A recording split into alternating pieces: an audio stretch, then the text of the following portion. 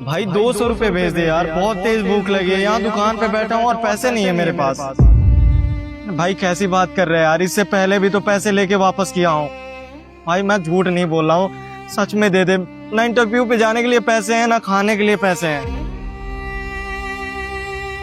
चल ठीक है भाई, जब तुझे विश्वास ही नहीं है तो फिर क्या कर सकता हूँ उसके लिए। ठीक है, मैं रखता हूँ।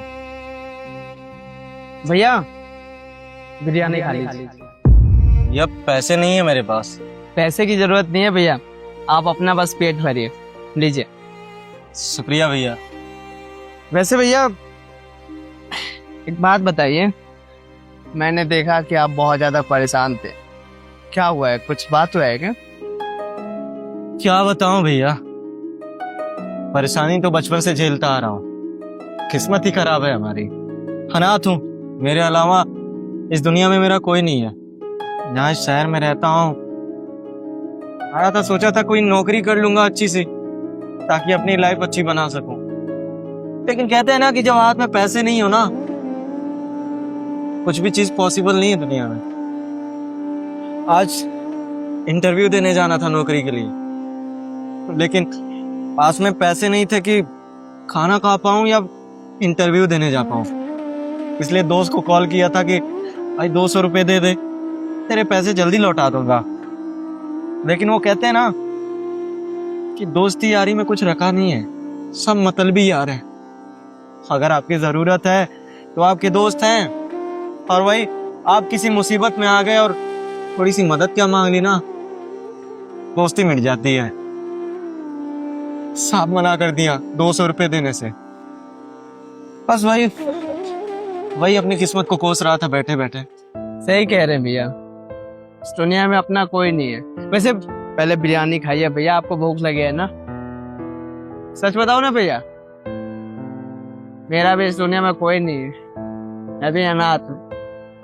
बस काम करता हूँ, जीता हूँ, और इस दुनिया में सब फायदा उठाते हैं भैया, कोई अपना नहीं। और चिंता मत करिए, आप उस ऊपर वाले पर विश्वास रखिए, सब कुछ ठीक हो जाएगा और आपको जॉब में मिलेगी। आप एक बार बस ऊपर वाले पर विश्वास रखिए, वो आपको जितना दुख दिया है ना, उससे 1000 गुना ज्यादा आपको सुख देंगे।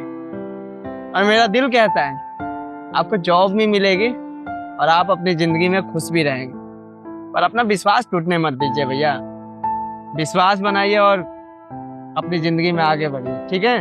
और हाँ, मैं भी भगवान से प्रार्थना करूंगा कि आप अपने जिंदगी में खूब आगे बढ़े, कभी आपको किसी चीज की दिक्कत ना हो, ठीक है? शुक्रिया भैया, आप मेरे बारे में इतना सोच रहे हैं, मेरे लिए भगवान से दुआ मांग रहे हैं, उसके लिए बहुत बहुत शुक्रिया आपका।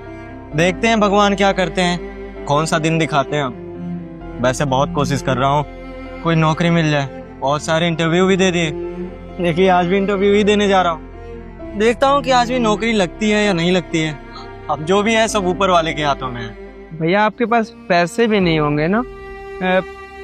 1 मिनट, 1000 रुपये है हमारे पास, आप इसे रख लीजिए और इंटरव्यू दीजिए, ठीक है? कोई दिक्कत हो तो खर्च कर लीजिएगा और हमारे पास भी आ जाइएगा, हम भी दे देंगे और पैसे। नहीं भैया, ये क्या कर रहे हैं आप? आपने पहले ही मेरे ऊपर इतना बड़ा एहसान कर दिया है, मैं आपको और परेशान नहीं करना चाहता। और ये 1000 रुपये हैं, आप एक अनजान आदमी को 1000 रुपये दे रहे हैं। आपका बहुत बहुत शुक्रिया कि आपने हमारे बारे में इतना सोचा, इसकी कोई जरूरत नहीं है, पैदल चला जाऊंगा मैं। भैया इंसानियत के नाते आपकी मदद कर रहा हूँ, और आपको बताया ना कि मैं भी अनाथ हूँ, कोई नहीं है मेरा आगे पीछे, बस कमाता हूँ, खाता हूँ। और कमाना इसलिए पड़ता है क्योंकि मेरे ऊपर थप्पा ना लगे कि मैं नालायक हूँ, ऐसे हाथ पैर होते हुए भी कमा नहीं रहा हूँ, क्योंकि हम तो अपनी जिंदगी भी खत्म कर देते भैया।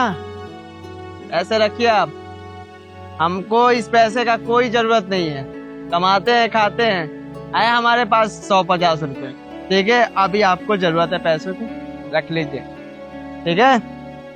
भगवान का खेल भी बड़ा निराला है भैया। भगवान ने जिसको दिया है ना, उसको दिल नहीं दिया है, और जिसको गरीब बना के भेजा इस धरती पे ना, उसको दिल बहुत बड़ा दे दिया है। देखिए ना मैं आपको जानता हूँ ना आप मुझे जानते हैं, और मैं अच्छे से बता सकता हूँ कि आपकी उतनी ज्यादा कमाई भी नहीं है, लेकिन फिर भी ये 1000 रुपया आप मुझे दे रहे हैं। मैं बहुत अच्छे से समझ सकता हूँ कि ये 1000 रुपया ना मेरे लिए 1 लाख के बराबर है। आपका बहुत बहुत धन्यवाद भैया। मैं वादा करता हूँ कि जैसे आपने मेरी मदद करी है ना, मैं लाइफ में कुछ अच्छा करके दिखाऊंगा और वापस जरूर आपके पास आऊंगा। चलिए ये सब छोड़िए, आप ये बिरयानी खाइए जो कि आपको भूख लगी है, और आगे जो भी हो बताइएगा जरूर। खा लीजिए पहले।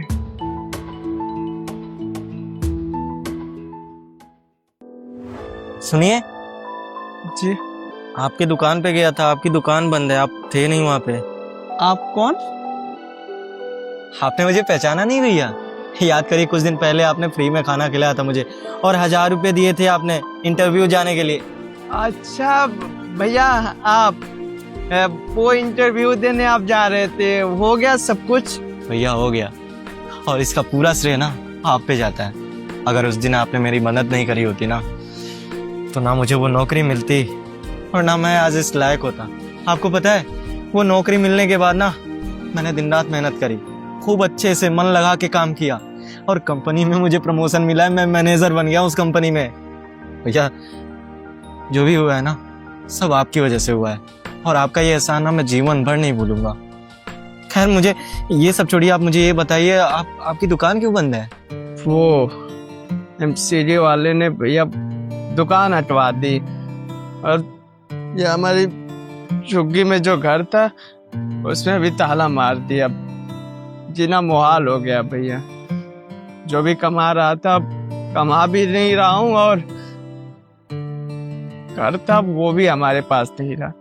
अब समझ में नहीं आ रहा है कि हम अपने जिए तो जिए किसके लिए। भैया अनपढ़ गवार है, कोई काम भी नहीं दे रहा है, और तो और यहाँ पर ऑपरेशन हुआ है बचपन में। एक मालिक के यहाँ काम करते थे चाय के टपरी पर, वही करवा दिए तरस खाकर।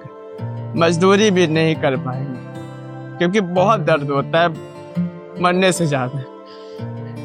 अब तो सोच लिया है भैया कि अपनी जिंदगी खत्म कर लेंगे, मर जाएंगे, सब कुछ ठीक। अरे नहीं, कैसी बात कर रहे हैं आप? मर्द तो होता ही है सहने के लिए। ये जीवन ना बड़ा कठिन है भैया, जीवन को जीना इतना आसान नहीं है। खैर अपने देश में इतना करप्शन बढ़ गया ना कि गरीब को और गरीब बनाया जा रहा है और अमीर को और अमीर। इसमें आपकी कोई गलती नहीं है। जो अपने देश का पॉलिटिकल सिस्टम है ना, बहुत करप्ट है, और इस सिस्टम में पिस के आम लोग ही मरते हैं। खैर आप उसकी चिंता मत करिए, आपको मरने की जरूरत नहीं है। आपको याद है ना, आपने मेरी मदद करी थी, अब मेरी बारी है आपकी मदद करने की।